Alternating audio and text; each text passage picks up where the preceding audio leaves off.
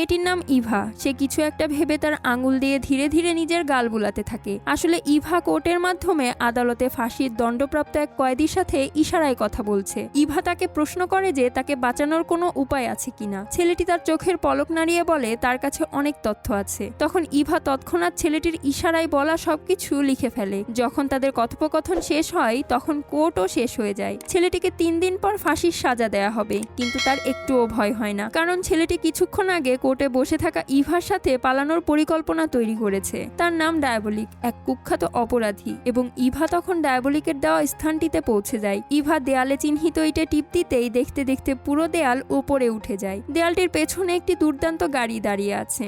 গাড়িতে উঠে ইভা দ্রুত পরবর্তী স্থানটির উদ্দেশ্যে রওনা হয়। ইভা 37 কিলোমিটার সাইন দেখেই গাড়ি থামায়। হঠাৎ পাহাড়ের একটি অংশ দরজায় পরিণত হয়ে ধীরে ধীরে খুলতে শুরু করে। গাড়ি নিয়ে ভিতরে প্রবেশ করার পর দেখে সেখানে দৃশ্য সম্পূর্ণ আলাদা। ইভা তখন একটি নিরাপত্তা কোড দিতেই একটি আলমারি নিজে নিজে বাইরে বের হয়ে আসে। তার ভিতরে আছে টাকা পয়সার বান্ডেল এবং রঙিন ওষুধের বোতল। ইভা তখন হলুদ বোতলটি তুলে নেয়, যেটা ডায়াবলিক বিশেষভাবে চেয়েছিল। তখন শুধু ইভার কাজ ডায়াবলিককে জেল থেকে মুক্ত করা, কিন্তু এর জন্য বিশেষ এক ব্যক্তির প্রয়োজন হয়। মন্ত্রীমশাই, যে একজন দুর্নীতিগ্রস্ত ব্যক্তি এবং সুন্দরী নারীদের পাগল, তিনি আগেই ইভার সৌন্দর্যের প্রেমে পড়েছিলেন এবং সবসময় তাকে পেতে চেয়েছিলেন। যখন তিনি দেখলেন যে ইভা নিজেই তার কাছে এসেছে, তখন তিনি আনন্দে দরজা বন্ধ করে দিলেন। ইভা মন্ত্রীকে বলে যে সে তার সততা পরীক্ষা করতে চায়। মন্ত্রী তৎক্ষণাৎ শপথ নিয়ে বলে যে তার জন্য তিনি আগুন এবং পানি পার হতে প্রস্তুত। ইভা একটু হেসে নিজ থেকে খবরের কাগজটি তুলে নেয়। সেখানে ডায়াবলিকের ফাঁসি হওয়ার খবর ছাপা ছিল।